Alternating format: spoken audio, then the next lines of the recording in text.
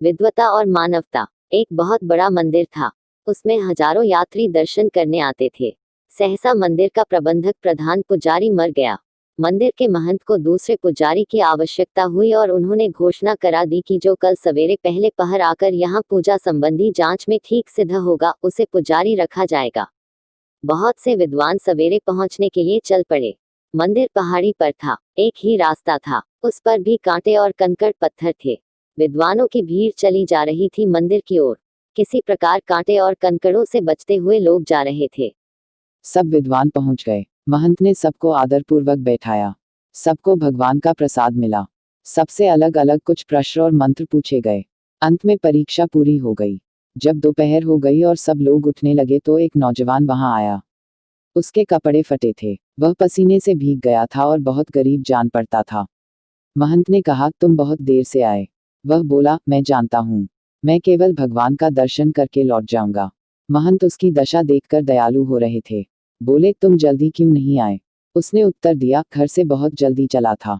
मंदिर के मार्ग में बहुत कांटे थे और पत्थर भी थे। बेचारे यात्रियों को उनसे कष्ट होता। उन्हें हटाने में देर हो गई। महंत ने पूछा, अच्छा तुम्हें पूजा करना आता है? उसने कहा, भगवान को स्नान करा के चंदन फूल चढ़ा देना, धूप दीप जला देना तथा भोग सामने रखकर पर्दा गिरा देना और शंख बजाना तो जानता हूँ।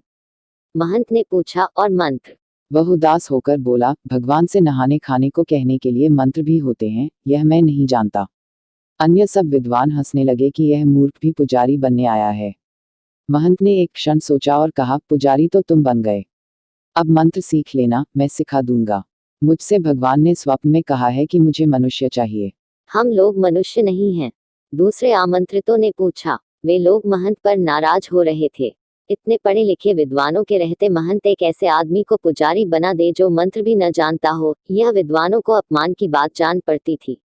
महंत ने विद्वानों की ओर देखा और कहा, अपने स्वार्थ की बात तो पशु भी जानते हैं। बहुत से पशु बहुत चतुर भी होते हैं, लेकिन सचमुच मनुष्य तो वही है जो दूसरों को सुख पहुंचाने का ध्यान रखता है, जो दूसरों को सुख पहुंचाने के लिए अपने स्वार्थ और सुख को छोड़ सकता है। विद्वानों के सिर नीचे झुक गए। उन लोगों को बड़ी लज्जा आई। वे धीरे धीरे उठे और मंदिर में भगवान को और महंत जी को नमस्कार करके उस पर्वत से नीचे उतरने लगे। दोस्तों, सोचने की बात है कि हम में से कौन मनुष्य है।